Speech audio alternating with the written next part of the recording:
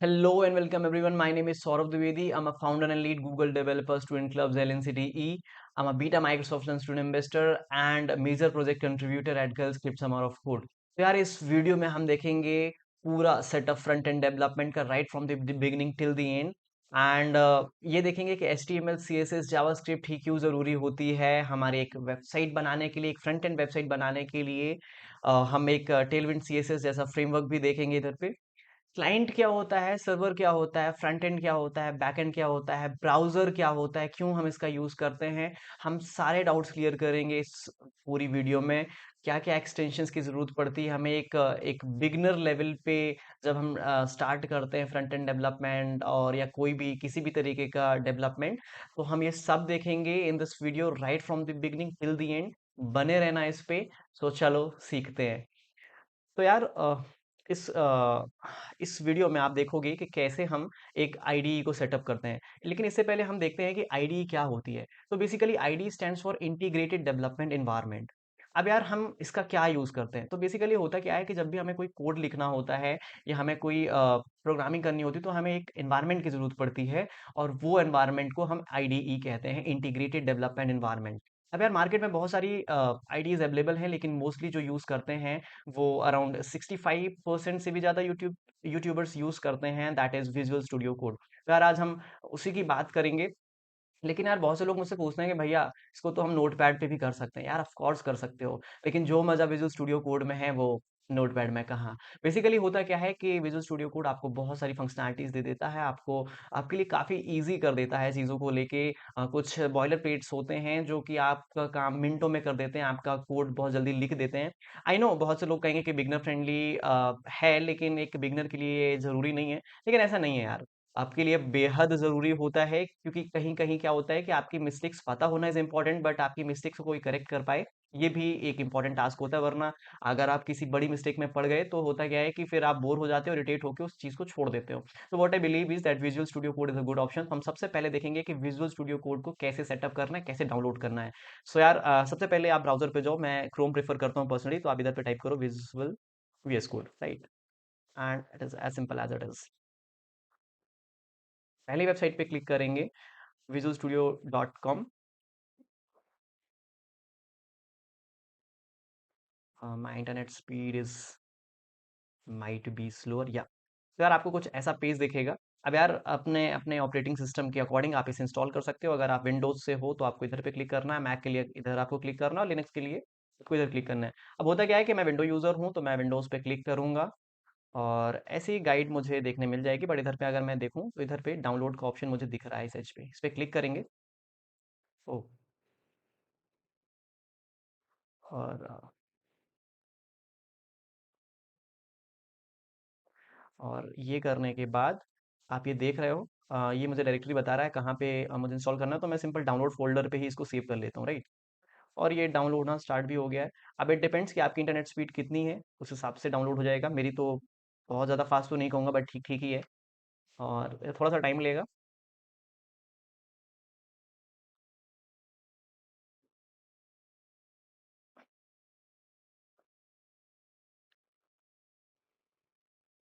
जब तक ये डाउनलोड हो रहा है मैं आपको बता दूं कि GDSC LNCT 9 डेज का offline web development boot camp करवा रहा है, जिसके लिए ये सेटअप बहुत ज़रूरी था।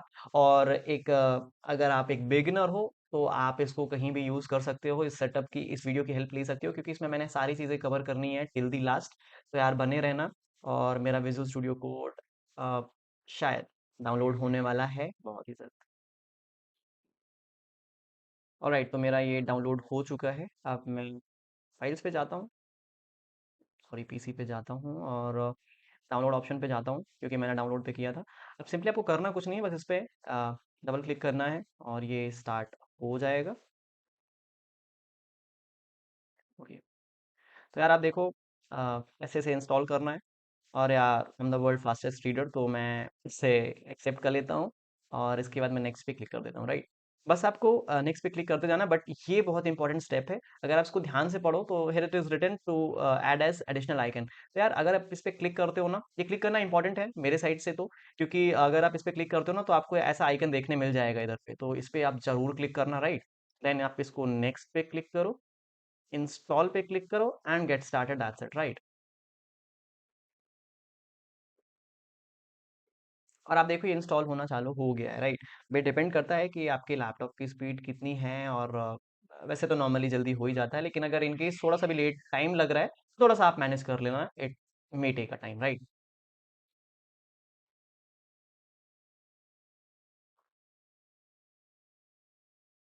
और यार हमारा विजुअल स्टूडियो कोड आप रेडी है यूज करने के लिए। मैं इस पे क्लिक करता हूँ इधर पे एंड फिनिश, और यहाँ पे देखो लॉन्च पे ऑलरेडी क्लिक्ड है ये, तो मुझे लगता है तुरंत ओपन हो जाएगा फिनिश करने के बाद, और जी हाँ, ठीक है। अब यार विजुअल स्टूडियो कोड को सही तरीके से सेटअप करने के बाद हम आगे बढ़ते हैं अपनी स्क्रीन की तरफ, और ये देखेंगे कि कैसे सबसे पहले हम एक फोल्डर को कैसे विजुअल स्टूडियो कोड में खोलेंगे और लिखेंगे अपना सबसे पहला कोड, राइट। सो स्क्रीन पे चलते हैं। इससे पहले कि हम एक फोल्डर बना लेते हैं जो कि हम विजुअल स्टूडियो कोड के अंदर खोलने वाले हैं। अब यार तुम कहीं भी खोल सकते हो, मैंने ये फोल्डर बना लिया है। एक काम करता हूँ, मैं इसको डिलीट कर देता हूँ, फिर से बना लेता हूँ, राइट। सो न्यू पे क्लिक किया और एक फोल्डर बना लिया, राइट। सर इधर पे इसका नाम हम वेब डेवलपमेंट रख देते हैं, web development, right. I think spelling okay, it's doesn't matter, right. ये फोल्डर हमने इसके अंदर जाएंगे, क्लिक करेंगे और राइट क्लिक करके ओपन विथ कोड करेंगे। तो यार जब हम इसको पहली बार अपने फोल्डर को खोलते हैं ना, तो विजुअल स्टूडियो कोड हमारा कुछ ऐसा दिखता है, राइट। और जब आप पहली बार खोल रहे होगे तो आपके पास एक वेलकम फाइल भी होगी, नो वरीज, मैंने उसे हटा दिए, डिलीट कर दिए। अब यार देखेंगे कि सबसे पहले कैसे हम अपनी पहली फाइल बनाते हैं, ठीक है। तो हम स्टार्ट करेंगे HTML के साथ। सबसे पहले हम एक, ये जो आइकन आपको दिख रहा है ये प्लस वाला, ये फोल्डर के लिए होता है, और ये वाला अपने एक फाइल बनाने के लिए होता है। तो पहले मैं इस पे क्लिक करूंगा, बेसिक सा नाम रखूंगा index.html, हिट करूंगा एंटर, और ये अपनी फाइल रेडी होगी, राइट। अब यार अब हम देखेंगे, अब होता क्या है कि इसकी कुछ फंक्शनैलिटीज होती हैं, जैसे अगर आप कंट्रोल और प्लस बटन को एक साथ दबाते हो तो ना ये जूम होता जाता है, राइट। अब नॉर्मली मैं तो इतने पे ही काम करता हूँ, लेकिन क्योंकि मुझे यूट्यूब इस वीडियो को दिखाना है आपको यूट्यूब पे, तो यार मैं इसको थोड़ा सा जूम आउट कर लेता हूँ, राइट। अब यार बात करते हैं कि हम विजुअल स्टूडियो कोड क्यों यूज कर रहे हैं, नोटपैड क्यों नहीं करते, मैं बताता हूँ आपको। और ये भी अब और सबसे पहले हम ये भी देखेंगे कि बॉयलर प्लेट कोड क्या होती है। तो यार देखो, अगर आप शिफ्ट और एक्सक्लेमेशन मार्क दबाते हो, राइट, ठीक है, तो ये और उसके बाद अगर अपन एंटर हिट करते हैं, जैसे मैंने ये किया, तो आप देख रहे हो ना, आपको ये पूरा सारा कोड आपको ऑलरेडी लिखा लिखा मिल गया, राइट, पहले से ही, ठीक है। तो यार अब होता क्या है ना कि जब अपन एक बिगिनर होते हैं तो, और या फिर अपन को कोई प्रोजेक्ट बहुत जल्दी पे बनाना है, तो क्या यार आप सारा कोड ऐसे लिखते बैठोगे क्या यार, डॉक टाइप, फिर HTML, लैंग, इन इंग्लिश और हेड और ये सब लिखते बैठोगे क्या, नहीं। तो ये सारे शॉर्टकट्स जो हैं विजुअल स्टूडियो कोड प्रोवाइड करता है आपको। इस और ये जो रेडीमेड कोड होता है इसी को हम बॉयलर प्लेट कोड कहते हैं, ठीक है। और यही इसकी खासियत होती है, सिर्फ यही नहीं होती, बहुत सारी चीजें होते हैं, वो भी देखेंगे। अब ये जो हमारा कंपोनेंट है और ये सब है, मैं इधर पे एक्सप्लेन नहीं करूंगा, ये आप बूट कैंप पे सब देखोगे, ठीक है। लेकिन बस मैं एक मोटा मोटे तौर पे बता दूं आपको। और इसके बाद होता क्या है कि हमें कुछ एक्सटेंशंस डाउनलोड करने पड़ेंगे। अब ये जो आपका सेक्शन दिख रहा है ये एक्सटेंशन, और इसमें शॉर्टकट भी है, कंट्रोल शिफ्ट एक्स में दबा के देखता हूँ, ये खुल गया। कुछ एक्सटेंशन जो हमें डाउनलोड करने हैं, जैसे पहला होता है लाइव सर्वर, बहुत इंपॉर्टेंट है। लाइव सर्वर क्या करेगा, लाइव सर्वर बेसिकली आपका जो कोड है लाइव कैसा चल रहा है, क्या उसका आउटपुट है, ये आपको दिखाएगा। मैंने ऑलरेडी इंस्टॉल कर रखा है, आपने नहीं किया तो उसको कर लेना। लाइव सर्वर के बाद आता है ES6, ECMA 6,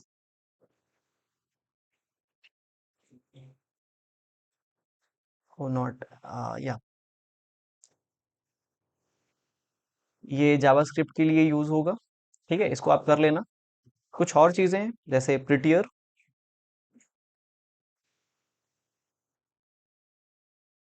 फ्रिटियर क्या करेगा, बेसिकली जब आप कोई कोड लिखते हो तो ऐसा तो है नहीं कि आप छोटा छोटा कोड लिख के 3 4 10 लाइन का कोड लिखोगे, नहीं यार। अपन तो लिखने वाले हैं 100 200 से भी ज्यादा लाइंस ऑफ कोड लिखने वाले हैं, हजारों लाइंस ऑफ कोड भी हो जाते हैं कभी कभी। तो होता क्या है कि कौन सा ब्रैकेट कहाँ पे खुल रहा है, कहाँ बंद हो रहा है, ये सारी फंक्शनलिटी ये प्रोवाइड कर रहा है आपको, अलग अलग कलर्स प्रोवाइड कर देगा, and it becomes very easy for us to grab that, right. इसीलिए हम ये वाला यूज करते हैं। और भी अगर अपन को कोई करना होगा ना तो हम ऑन टाइम बता देंगे आपको, do not worry about that, right.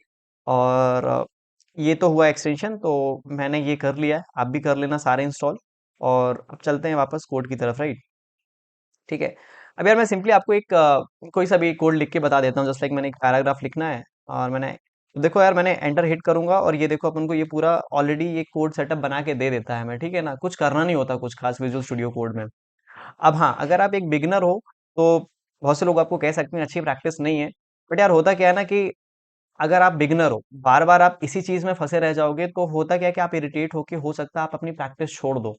तो यार this is a very good option, visual studio code is always a good option, आप इस पे करो। और हाँ, कुछ चीजें हैं जैसे ये टैग्स हैं, आप जैसे जैसे करते जाओगे आपको ये ऑलरेडी याद हो जाता है, याद क्या रट जाता है यार, ठीक है। मैं कुछ भी लिखता हूँ randomly, like welcome to 9 days web development अपमेंट बूट कैम्प, राइट। और अब मुझे इसे चलाना है तो कैसे चलाएंगे, राइट। ये आपको साइड में ऑप्शन दिख रहा है, इस पे आपको क्लिक करना है, ठीक है। और ये थोड़ा सा टाइम लेगा लोड होने में। ओके, या ये आपको ये साइड में जो मेन्यू दिख रहा है इस पे आपको क्लिक करना है और ओपन इन ब्राउजर कर देना, सिंपल, राइट। अब आप देख रहे हो कि आपको ये एज अ आउटपुट आपको ये मिल रहा है, ठीक है। अब मैं अगर विंडो प्लस राइट क्लिक करूं, ध्यान से सुनना आप, Windows plus right button, right, right arrow, sorry, इसको आप क्लिक करोगे ना तो ये ना दोनों चीजें आपकी एक साथ खुल जाएंगी, ठीक है। और ना मैं इसको पहले बंद कर देता हूँ, then I come to it. Okay.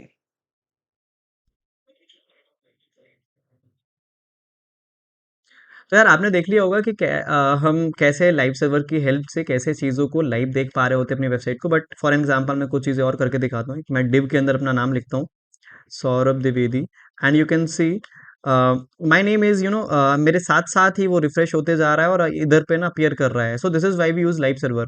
अब अगर अपन इस पे एक नोट पैड यूज कर रहे होते ना, तो हमें उसको सेव करना होता, वापस उस फाइल को रन करना पड़ता ब्राउजर पे एंड ऑल। तो यार ये सारी चीजें, ये सारी फैसिलिटीज देता है विजुअल स्टूडियो कोड। अब यार अपन आते हैं कि भाई H T M L C S S JavaScript करता क्या है। तो बेसिकली यार देखो होता क्या है कि किसी भी एक एक एग्जांपल से समझते हैं।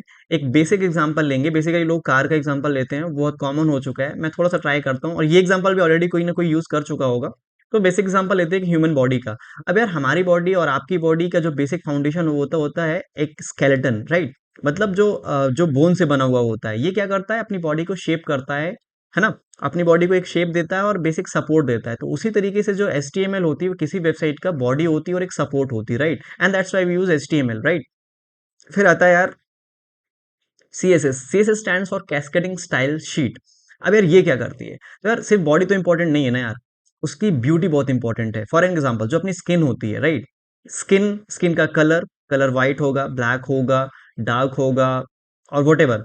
देन उसकी आंखें कैसी होंगी, ब्लूइश होंगी, ब्राउन ब्राउन ही होंगी, या फिर उसके बाल कैसे होंगे, सफेद होंगे, आजकल तो येलो भी होते हैं, येलो होंगे या फिर ब्लैक होगा, जो भी होगा। तो ये जो सारा फैक्टर है ब्यूटी वाला, ये आता है कैस्केडिंग स्टाइल शीट यानी CSS के अंदर। ये सारा किसी भी वेबसाइट की ब्यूटी जो होती है वो CSS मेंटेन करती है। फिर यार अब बात आती है कि भैया आपने बॉडी की बात कर ली, ब्यूटी की बात कर ली, लेकिन दिमाग तो आप भूल ही गए। एग्जैक्टली यार, किसी भी वेबसाइट का जो ब्रेन होता है, दिमाग होता है, वो होती है जावास्क्रिप्ट। ये सारा जावास्क्रिप्ट मेंटेन करती है।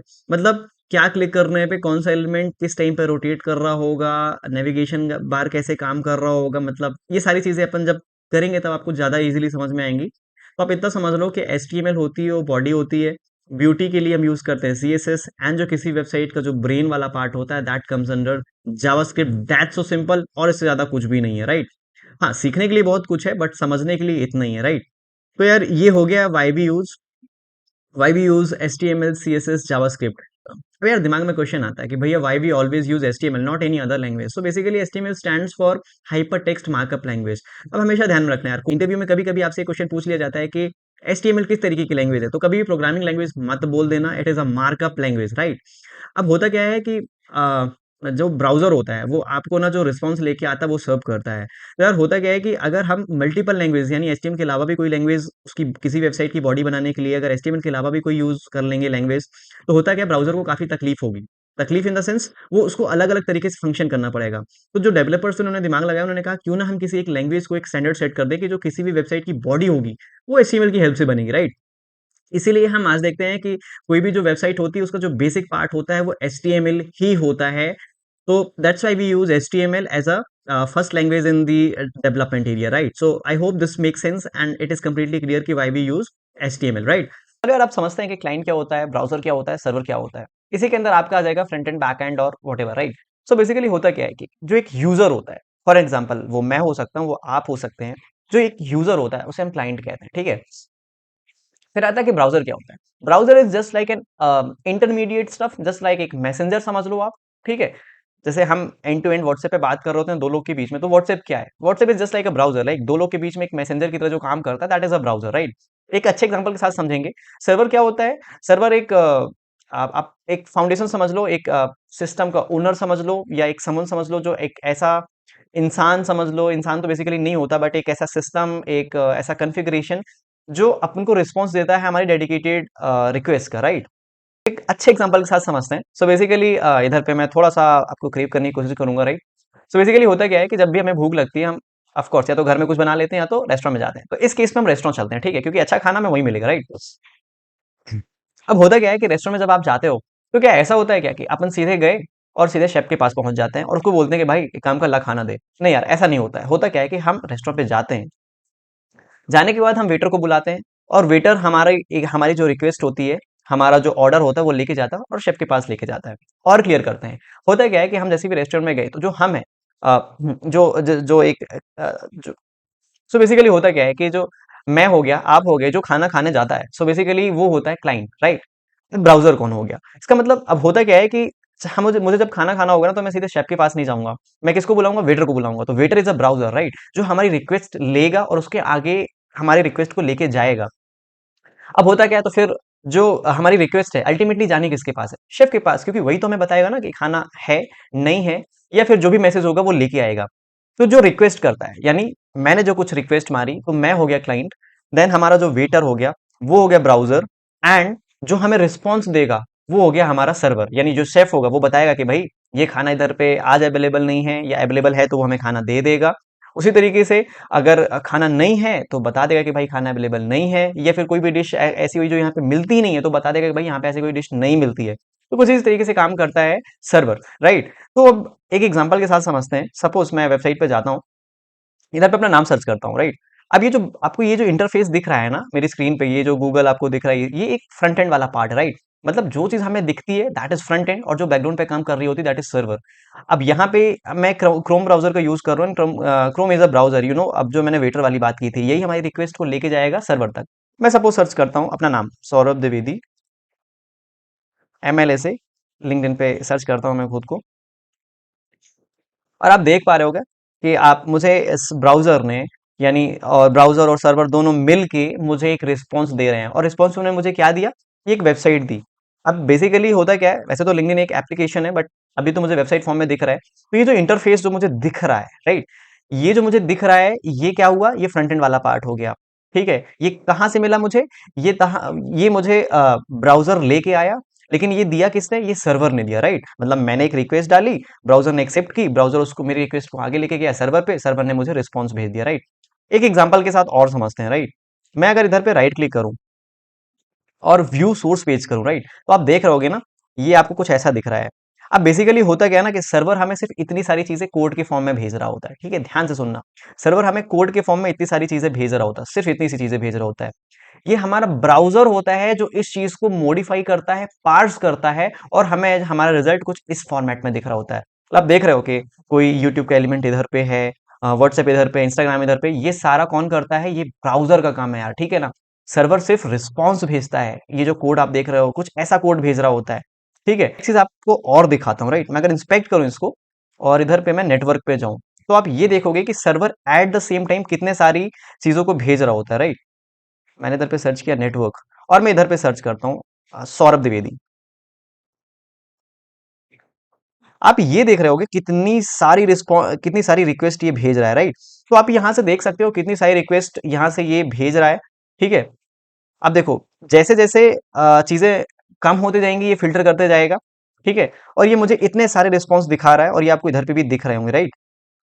सो यार कुछ इस तरीके से हमारा काम करता है क्लाइंट, सर्वर और browser. I hope it make sense for you people, और ये इतना ही ईजी है, राइट? मैंने फिर से वही रिपीट करूंगा एग्जांपल आपको, रेस्टोरेंट वाला। भाई मैं मुझे खाना खाना है तो मैं क्लाइंट हुआ, उसके बाद मुझे खाना चाहिए तो डायरेक्टली शेफ से बात कर नहीं सकता, तुम जो हमारा वेटर है मैं उसे बुलाऊंगा। Waiter is acting as a browser, वो हमारी रिक्वेस्ट लेके जाएगा, वो जाएगा सर्वर के पास यानी शेफ के पास। शेफ हमें बताएगा कि खाना है, अगर है तो खाना दे देगा, नहीं तो कोई मैसेज दे देगा।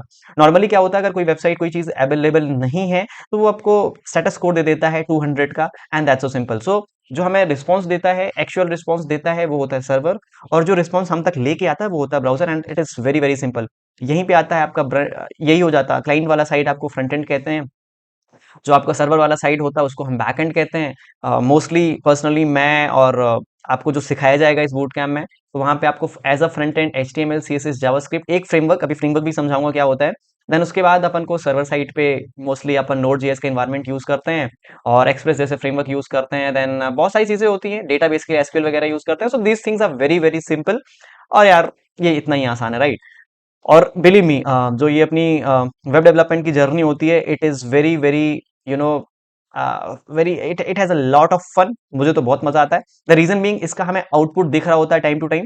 सो यार ये चीजें बहुत ईजी हैं, राइट? तो यार अब हम समझते हैं कि यार फ्रेमवर्क क्या होता है भैया। तो बेसिकली आप ऐसा समझो, होता क्या है ना कि मैंने अगर कोई वेबसाइट बनानी है तो मैं क्या करूंगा, कुछ कोड लिखूंगा, ठीक है? अब यार होता क्या है कि मैंने कुछ कोड लिख दिया, ठीक है? आपको भी कोई वेबसाइट बनानी है तो आप भी कोड लिखोगे। तो होता क्या है कि सेम कोड मैं भी लिख रहा हूँ, आप भी लिख रहे हो, ठीक है? क्या हो अगर मैं आपका कोड यूज कर लूं, राइट? मतलब इससे क्या क्या हो सकता है, मतलब कुछ चीजें आपने लिख रखी हैं ऑलरेडी, और अगर मैं उसका यूज कर लूं तो होगा क्या, एक तो मेरा टाइम बचेगा, और हो सकता है कि टाइम के साथ साथ आपने वो चीज बहुत अच्छे से बना रखी हो, तो मैं उसका यूज करके अपनी वेबसाइट को और एनहेंस कर सकता हूँ, ठीक है? फॉर एन एग्जाम्पल, बहुत इजीली समझते हैं। अब जैसे इधर पे अगर अपन देखें तो ये जो गूगल का जो ये एलिमेंट आपको दिख रहा है, ये सर्च बार, ये कुछ सेंटर पे है इधर, ठीक है ना? अब होगा क्या, अगर मान लो मुझे भी एकदम सिमिलर वेबसाइट बनानी है, तो मुझे भी क्या करना पड़ेगा, मतलब सारे एलिमेंट का यूज करना पड़ेगा, CSS यूज करना पड़ेगा, और बहुत टाइम लगा के इसको सेंटर पे फिट करना पड़ेगा। क्या हो अगर मैं यही कोड किसी और को उठा लूं, बस मैं कॉपी पेस्ट कर दूं, और क्या हो कि मुझे ये ऑलरेडी चीजें सेंटर में मिल जाएं। समझ में आया? मतलब हमें करना क्या है कि हमने किसी और का कोड उठा लेना है, ठीक है? बस it is just like that, copy paste, ठीक है? ये करता क्या है, फ्रेमवर्क में सिर्फ इतनी सारी चीजें ही नहीं होती हैं। फ्रेमवर्क बेसिकली ये सिर्फ एक एग्जांपल था कि हम किसी और का कोड यूज कर रहे हैं, मोस्टली हम ये बूटस्ट्रैप पे करते हैं, बट हमारे केस में हम टेलविंड CSS का यूज कर रहे होते हैं, और ये चीजों को और आसान बना देती है। इसके कुछ कंपोनेंट्स हम यूज करते हैं जो कि ऑलरेडी बने हुए होते हैं, मतलब कुछ डेवलपर्स ने ऑलरेडी इसको बना रखा है, हमें सिर्फ यूज करना है उसका। इससे क्या होता है, हमारा टाइम बचता है, हमारी चीजें सही तरीके से अलाइन होती है। जैसे एक नेविगेशन बार बनाते हैं अगर अपन, जो कि अभी आप बनाओगे, अब नेविगेशन बार क्या होता है वो भी अपन समझाएंगे आपको। कुछ भी अपन बनाएंगे तो होता है क्या है, उनको सही पोजीशन पे सेट करने में बहुत टाइम लगता है, लेकिन अगर आप फ्रेमवर्क का यूज कर रहे हैं ना, तो ऑलरेडी चीजें ऑलरेडी बनी बनाई मिल जाएंगी आपको। आपको सिर्फ कॉपी पेस्ट कर देना है। तो होता क्या है कि जब आप एक अच्छी अंडरस्टैंडिंग लेके चलते हो HTML CSS जावास्क्रिप्ट की, या किसी भी चीज की, और जब फ्रेमवर्क यूज करते हो, तो होता क्या, आपका काम आसान हो जाता है और काफी जल्दी हो जाता है और एफिशिएंट हो जाता है। ये बहुत ज्यादा मैटर, एफिशिएंसी बहुत मैटर करती है। तो यार इसीलिए हम यूज करते हैं फ्रेमवर्क्स का। हमारे केस में हम टेलविंड CSS यूज कर रहे होंगे इसका, और टेलविंड CSS का सेटअप भी अपन डिस्कस करेंगे। तो यार टेलविंड CSS सेटअप करने के लिए हमें सबसे पहले नोड को इंस्टॉल करना पड़ेगा। अब नोड क्या होता है, नोड बेसिकली जावास्क्रिप्ट का रन टाइम एनवायरनमेंट है जो कि बैकएंड सपोर्ट करता है। तो हमें सिंपली ज़्यादा कुछ नहीं करना है, हमें सिर्फ नोड को डाउनलोड करना है और इंस्टॉल करना है, दैट्स सेट। उसके बाद हम टेलविंड का सेटअप चालू करेंगे, राइट? तो सिंपली हमें जाना है, इधर पे टाइप करना है Node.js। Node.js टाइप करने के बाद आपको यहाँ पे कुछ ऐसा इंटरफेस दिखेगा। आप इसका लेटेस्ट वर्जन चाहो तो आप इंस्टॉल कर सकते हो, राइट? अब इसे अपनी फाइल पे सेव कर लेना। सिंपली आपका जो डाउनलोड फोल्डर हो जाए है उधर पे ये सेव हो जाएगा, और ये सेव होने के बाद क्या करना है, लेट्स सी। अब वापस आते हैं डाउनलोड फोल्डर पे। तो यार देखो मैंने ना ऑलरेडी इसको डाउनलोड कर रखा है, तो मैं सिंपली इसमें क्लिक करके आपको दिखाता हूँ करना क्या है, राइट? अब यार जैसे भी आप इस पर डबल क्लिक करोगे ना, तो आपको कुछ ऐसा आएगा इंटरफेस, और उसके बाद आपको सिर्फ नेक्स्ट नेक्स्ट नेक्स्ट करते जाना, लास्ट में फिनिश कर देना, दैट्स इट, आपका इंस्टॉल हो जाएगा। अब यार इंस्टॉल होने के बाद इसे चेक करना जो बहुत ज़रूरी है कि क्या ये सही तरीके से इंस्टॉल हुआ कि नहीं। तो सिंपली आप जाओ इधर पे सर्च करो और इधर पे टाइप करो your power shell. Power shell जैसे आप इसको टाइप करोगे, आपको कुछ ऐसा इंटरफेस दिखेगा, और इधर पे आपको सिंपली टाइप करना है नोड -v। ये आपका बताएगा कि नोड का लेटेस्ट वर्जन क्या है। अगर आपको सीधे सीधे ये वर्जन दिखाई दे रहा है, इसका मतलब आपका सही तरीके से इंस्टॉल हो गया है, और अगर ये नहीं दिख रहा है मतलब कुछ प्रॉब्लम है, राइट। अब यार जैसे मैंने बताया, अगर आप उसको ऐसे करते हो ना तो मुझे नहीं लगता कोई प्रॉब्लम होगी। तो हम आगे बढ़ते हैं नोड सेटअप करने के बाद टेलविंड CSS पे, और इसकी डॉक्यूमेंटेशन पढ़ते हैं।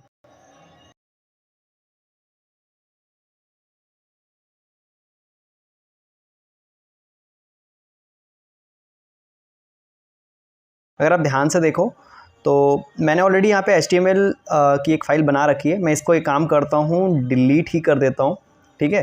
हमें ना एक प्रोजेक्ट का फ़ोल्डर बनाना पड़ता है, और मेरे केस में मैंने ऑलरेडी वो फ़ोल्डर बना रखा है, जो फ़ोल्डर ऑलरेडी यहाँ पे खुला हुआ है। अगर आपको पता हो पहले से, अगर इस वीडियो को आप शुरू से देख रहे हो तो आपको पता होगा। करना कुछ नहीं है, यहाँ पे क्लिक करो, एक सिंपल एक पब्लिक फ़ोल्डर बना दो आप, public, and that's it, right. अब इसके बाद हमें करना क्या है, टर्मिनल खोलना है। टर्मिनल कैसे खोलेंगे, हमको कंट्रोल प्लस आप ये टैब की ऊपर वाली बटन देख रहे होगे, राइट, इसको आपको क्लिक करना है, ठीक है। टैब के ऊपर एक बटन होगी कंट्रोल प्लस, वो दबाना है आपको, ठीक है। एक हाइफन टाइप का बना होगा, I just don't remember is name exactly. Anyways, तो आप देख रहे हो वेब डेवलपमेंट नाम के फोल्डर पे मैं आ चुका हूँ। अब इधर पे आपको ये नहीं दिख रहा है, बट मैं ये भी खोल के दिखा देता हूँ, शायद आपको दिखने लग जाए। या एग्जैक्टली, ये वेब डेवलपमेंट नाम का फोल्डर है हमारा, इसके अंदर हमने पब्लिक नाम की फाइल बनाई थी। अब हमने सबसे पहले ना npm को इनिशिएट करना होता है, तो हम टाइप करेंगे npm। अब देखो यार, कुछ चीजें होंगी जो आपको कभी ये इतना इजीली समझ में नहीं आएंगी।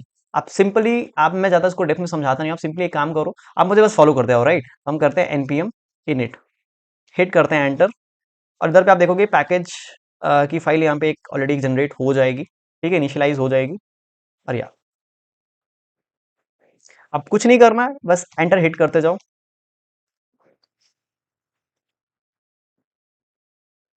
ये देखो, लास्ट लास्ट तक एंटर हिट करते जाओ, और इधर पे आपको पैकेज डॉट जेसन दिख जाएगा, ठीक है। तो यार ये करने के बाद ना हमें जाना है वापस से अपनी वेबसाइट पे, और इधर पे हमने इसको क्लिक किया, और ये सिर्फ इतना सा पार्ट हमें कॉपी कर लेना है, ठीक है। हम वापस गए,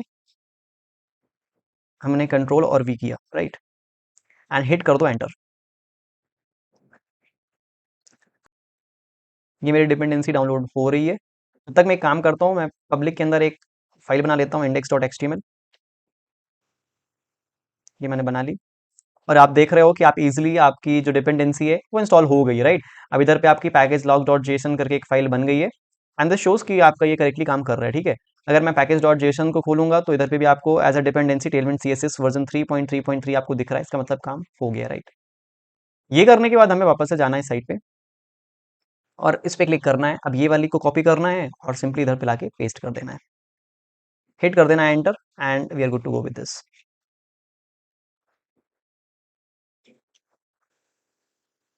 और आपकी एक फाइल बन गई होगी tailwind.config.js, and that's simple, right. ये आपका हो गया। इस tailwind.config.js जो हमारी फाइल बनती है, उसमें हमें पाथ बताना पड़ता है कि हम किस पाथ पे हम काम करने वाले हैं। तो मैं ना इसको कॉपी करता हूँ, ये जितना भी आपको दिख रहा है या apostrophe के अंदर, मैं इसको सिंपली कॉपी करता हूँ, जूम आउट करता हूँ और जाता हूँ VS कोड पे।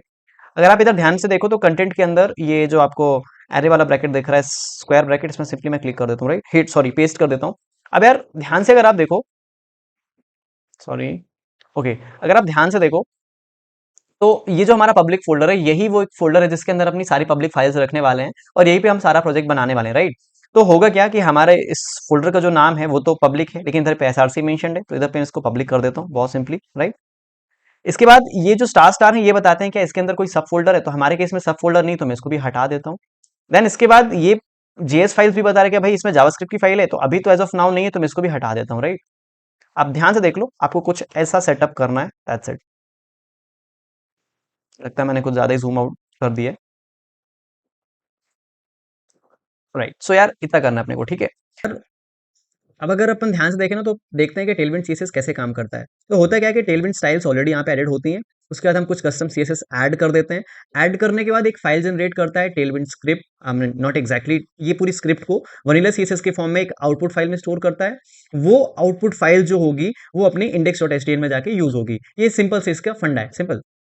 अब इसको कैसे बनाते हैं, इसका कैसे काम आगे करना है, वो अपन फाइल्स के फॉर्म में देखते हैं। अब यार वो हमें जो इनपुट फाइल की हमने जो भी बात की, वो बनाने के लिए हमें क्या करना पड़ेगा, मैं सिंपली जो हमारा मेन है, जो मेन हमारा वेब डेवलपमेंट का फोल्डर है जिसमें हम प्रोजेक्ट पे काम करने वाले हैं, एक SRC नाम की हम फाइल बनाते हैं। इसके अंदर एक input.js बना लेते हैं, sorry input dot H T M L, so simple. Hit करता हूँ एंटर, और आई थिंक बन भी गई है। इसके बाद हम डॉक्यूमेंटेशन पे वापस जाते हैं, और इस फाइल को हम कॉपी करते हैं। सॉरी, मैंने एक गलती कर दी है। बेसिकली ये input dot C S s नहीं, input dot H T M l होगा। I am very very sorry for that. ठीक है, और बस इसके अंदर वो कोड को कॉपी पेस्ट कर देना, दैट्स इट, राइट।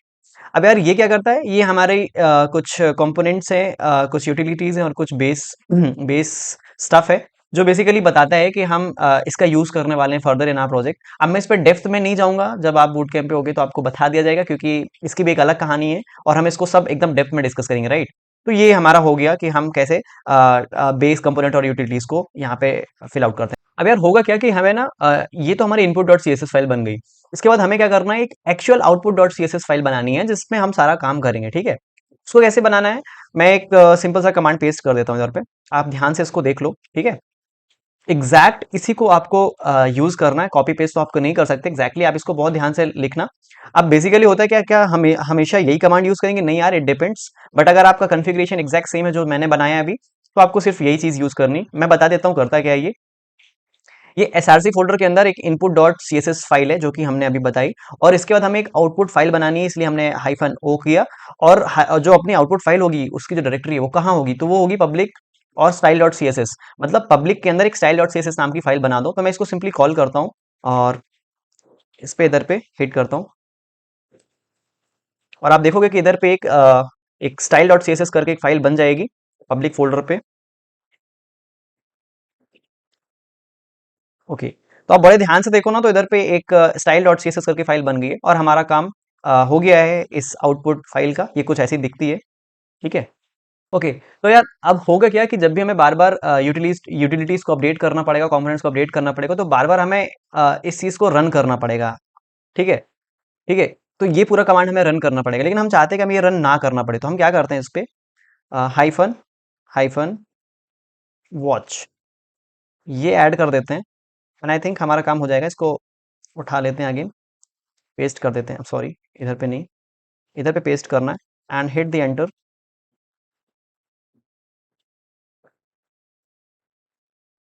अब इससे होगा क्या कि हमें बार बार चीज़ों को रिफ्रेश नहीं करना पड़ेगा, दैट्स इट, हमारा काम एक बार में ही हो जाएगा। And yeah it says okay okay okay done in 461 milliseconds, yeah it's done, right.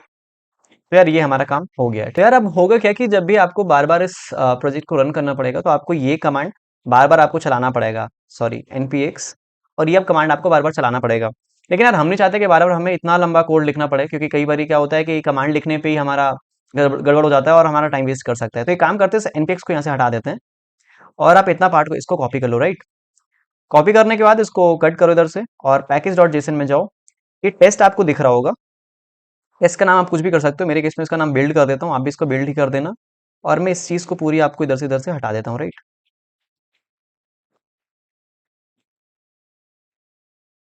और ये जो हमने कॉपी किया था, इसको पूरा पेस्ट कर देना इधर पे, राइट।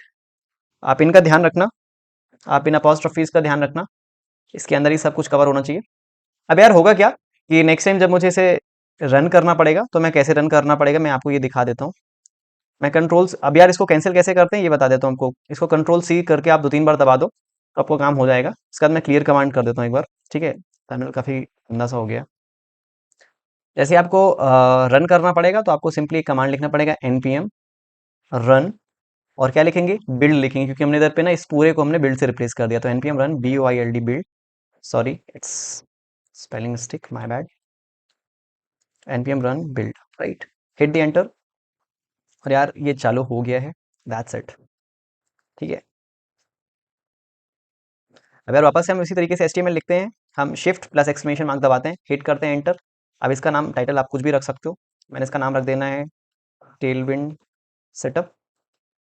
तो यार अब करना क्या है कि हमने index dot H T M L file में आना है, और इधर पे ना हमें जो हमारी style dot C S S file, इसको एक्सपोर्ट करना है। मतलब हमें इधर पे जो भी चेंजेस करेंगे, वो हमारे index dot H T M L file में आके दिखेगा, राइट। तो उसके लिए क्या करना पड़ेगा, हमें लिंक, और बस आप हिट करो एंटर।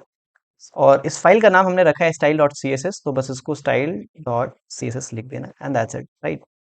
अब इसके बाद क्या होगा कि सारी चीज़ें इधर पे रिफ्लेक्ट होने लग जाएंगी। अगर मैं एग्जांपल के लिए देखूं इधर पे, तो मैं सपोज अपना नाम लिखता हूँ एक div के अंदर सौरभ, और इसकी सबसे पहले एक क्लास दे देते हैं, क्लास इक्वल टू, अब ये क्लास और ये सब क्या होता है ये आपको बोर्ड कैम में सब पता चल जाएगा, बट एक सैम्पल के लिए मैं आपको बता रहा हूँ उन लोगों के लिए जो सीधा टेलविंड का सेटअप देखने आए हैं। तो यार इसमें मैं ऐड कर देता हूँ बीजी, बैकग्राउंड कुछ भी कर देता हूँ, लाइक सपोज मेरे केस में ब्लैक कर देता हूँ मैं। ठीक है। अब यार इसके लिए ना हमें एक, जो आपने ये देखा कि ऑटोमेटिकली ये कैसे हो गया, तो इसके लिए ना हमें एक एक्सटेंशन को डाउनलोड करना होता है। आप इधर पे जाओ एक्सटेंशन में, यहाँ पे लिखो, टाइप करो टेलविंड इंटेलिजेंस, इंटेलिजेंस, और आपको ये डाउनलोड कर लेना है बाय टेलविंड लैब्स। मेरे केस में मैंने कर लिया है ऑलरेडी इसको इंस्टॉल, आप भी कर लेना। एंड दैट्स सो सिंपल, ये चीज़ें आसान बना देगा आपके केस में। ठीक है। और इसके अंदर ये डिप के अंदर मैं अपना नाम लिखता हूँ सौरभ, और गो विथ लाइव सर्वर करता हूँ, और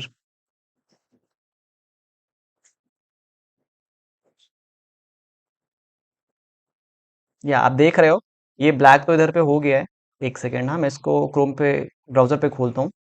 ये आप ये लाइन देख रहे हो ना ब्लैक, ये एक्चुअली ये मैंने जो पैराग्राफ डाला है इसकी वजह से हुआ है, बट या मैं इसको कुछ चेंज कर देता हूँ, एक और डिप बना देता हूँ, एक और डिप बना देता हूँ मैं, और डिप के अंदर मैं लिखता हूँ अपना नाम सौरभ। ठीक है। और हम इसका कलर क्या रखने वाले हैं, तो आपने देखा कि इधर पे ना बैकग्राउंड पे ब्लैक आ गया था, पर ठीक है अपन कुछ और करते हैं। मैं एक काम करता हूँ डिप, और डिप के अंदर एक क्लास डालूंगा टेक्स्ट, और टेक्स्ट को वाइट कर देता हूँ, राइट। ठीक है। अब अगर इस डिप के अंदर मैं कुछ डालूंगा ना तो मेरा जो नाम है वो वाइट में आएगा और बैकग्राउंड ब्लैक में आ जाएगा।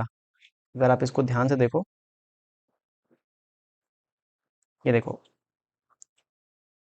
ये आपको सौरभ व्हाइट कलर में दिख रहा है और बैकग्राउंड ब्लैक कलर में। तो यार यही था, इतना आसान था इसका पूरा setup. You are good to go with your Tailwind CSS. अगर आपको कुछ डाउट हो तो कमेंट में आप कर देना, मैं फिर से समझा दूंगा, do not worry about that. So यार कुछ इतना ही आसान था टेलविंड सीएसएस का सेटअप। आपने इस पूरी वीडियो में देखा कि एचटीएमएल क्या होता है, सीएसएस क्या होता है, जावास्क्रिप्ट क्या होता है, एक फ्रेमवर्क क्या होता है, क्यों हम टेलविंड सीएसएस यूज कर रहे हैं, कैसे टेलविंड सीएसएस का सेटअप करना है, हमने देखा right from the beginning till the end. अगर कुछ कंफ्यूजन हो तो आप डेफिनेटली कमेंट करना, I try to reply it soon as possible, और ऐसे भी तो मैं काफी जल्दी कमेंट रिप्लाई कर देता हूँ कमेंट्स का। सो यार thank you so much for watching this video till the and. And या आपको कुछ और अपडेट्स देना चाहूंगा। बेसिकली इस चैनल पे मैं काफी सारी चीजें अपलोड करने वाला हूँ, कंटेंट ऑलरेडी रेडी है, बेसिकली मैं अपलोड नहीं कर पा रहा था। And as a beginner in this YouTube I want your complete support, I hope I will get it from your side. So यार चैनल को सब्सक्राइब कर देना, क्योंकि इसके बाद हम काफ़ी सारी चीज़ें लेके आने वाले हैं, जैसे open source version control system and many thing like Git and GitHub, हम सब कुछ इस चैनल पे देखेंगे। तो यार इसके लिए इंपॉर्टेंट है आपको सब्सक्राइब करना, please make sure to subscribe my channel, our channel. And thank you so much for supporting me and watching this video till the last. Thank you again.